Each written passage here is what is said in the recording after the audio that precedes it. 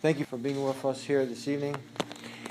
My objective here with my talk is to awaken the hearts, to help to stimulate and motivate everyone in this room to stop, ponder, and reflect on these key and important points that I'm going to mention, on what's it all about? What's the purpose of my life? And why am I here?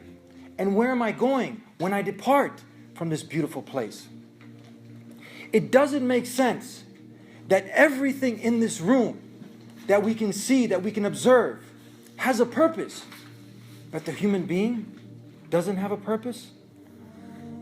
I challenge everybody in this room to find me one thing that doesn't have a purpose, inside the room and outside the room. If we ended up on the moon, we'd want to know why we were here. Maybe they might be a Starbucks, I'd go get a Frappuccino, a cappuccino, take a little break, get myself together, but then I'd be on the hunt to figure out, why am I on the moon? Let alone, why am I on this earth? If you ask somebody at the bus stop, where are you going? And they said, I don't know. You think that's a problem? If somebody at the university was asked, what are you doing here? And the person didn't have a clue, that'd be a problem. So my objective here is to awaken the hearts and the minds to contemplate and to think on these very important points on why am I here? What is my purpose? Now, I got to ask this question to an elderly individual in his 70s.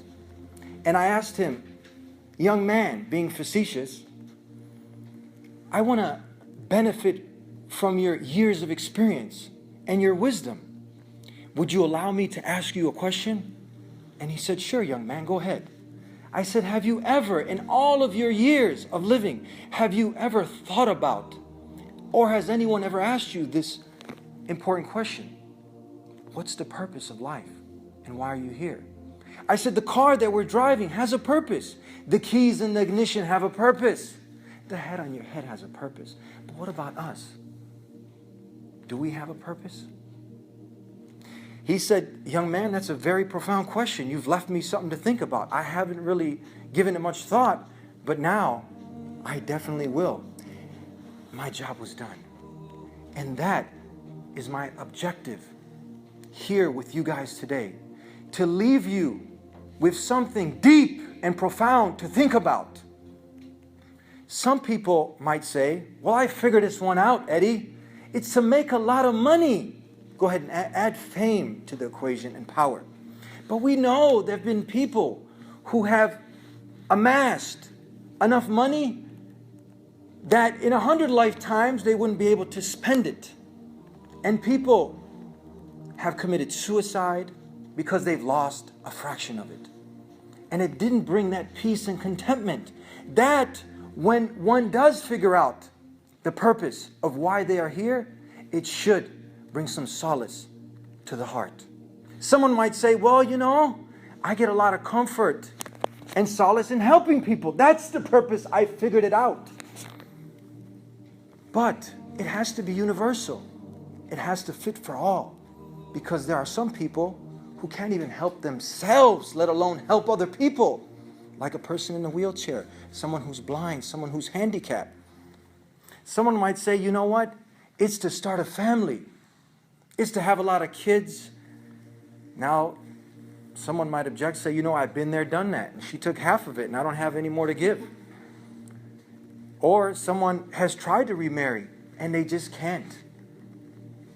So it has to be something that's universal, and it has to be a fit all for all.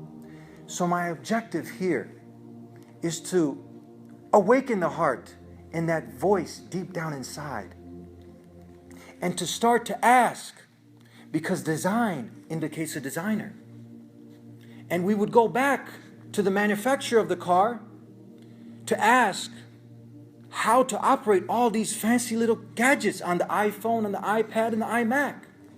So, if I can do my small little part and give that advice for each and every one of us to stop, ponder, reflect, and to think, and to awaken the heart and that little voice inside, and to ask the designer who designed all this, what's my purpose? What's it all about? Why am I here?